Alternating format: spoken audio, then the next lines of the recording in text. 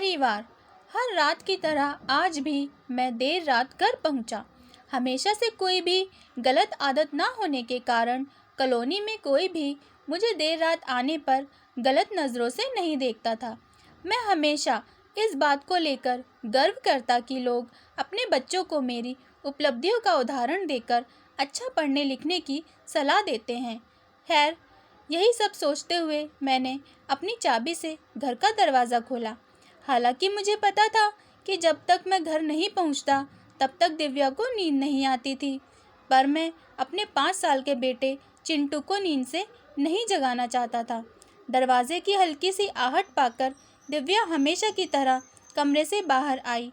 तब तक मैं मुंह हाथ धोने बाथरूम की तरफ जा चुका था और हमेशा की तरह दिव्या खाना गर्म करने किचन में चली गई। हर रोज़ ऐसा ही होता था। सुबह घर से निकलने के बाद हमारी मुलाकात रात को खाने पर ही होती थी। दिव्या को इस तरह की जीवन शैली से कोई प्रॉब्लम नहीं थी। एक हाई क्लास सोसाइटी में अपनी साख बनाने के लिए हर किसी को इस हद तक की मेहनत करनी ही पड़ती है। चिंटू सो गया?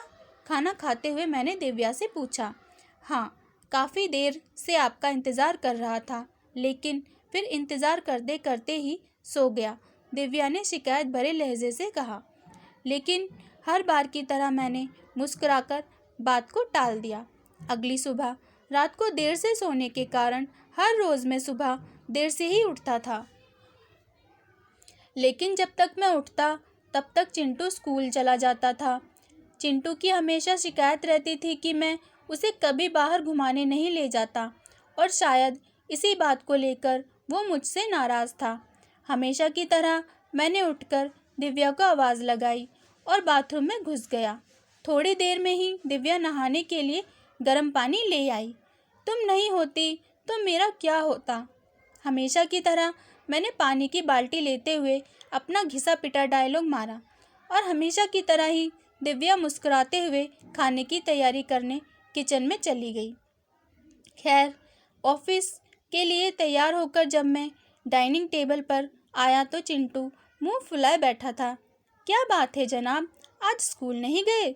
मैंने प्यार से चिंटू के बालों पर हाथ घुमाते हुए बोला। आज संडे है, चिंटू ने गुस्से भरी आवाज़ में कहा।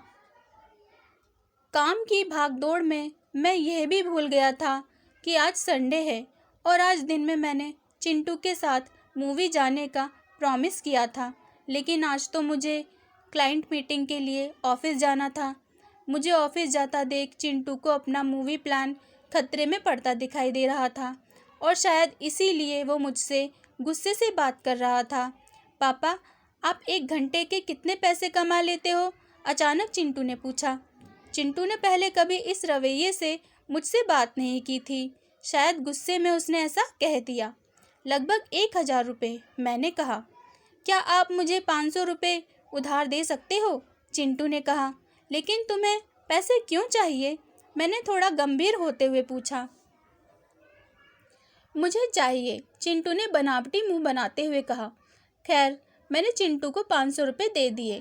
चिंटू उठा और अंदर से अपनी गुल्लक ले आया। चिंटू ने अपनी गुल्लक से 500 रुपये निकाल कर 1000 रुपये मेरे हाथ में रखते हुए कहा। क्या आप कल मुझे आपका 1 घंटा दे सकते हैं? मुझे आपके साथ बैठकर खाना खाना है। बहुत बिगाड़ रखा है तुम्हारी मम्मी ने तुम्हें। चिंटू की इस हरकत पर मैंने गुस्से से चिंटू को एक थप्पड़ लगाते हुए कहा। आज ऑफिस जाते हुए मेरे मन में बस यही आ रहा था कि इस भागदौड़ भरी ज़िंदगी में क्या सब कुछ खरीदा जा सकता है? हालांकि मैं भी तो चिंटू को यही सिखा रहा था। कहानी का तर्क। परिवार के लिए पैसा कमाने की चाह में हम परिवार को समय देना ही भूल जाते हैं। ज़िंदगी में सबके बीच में तालमेल बिठाकर चलना ही समझदारी है।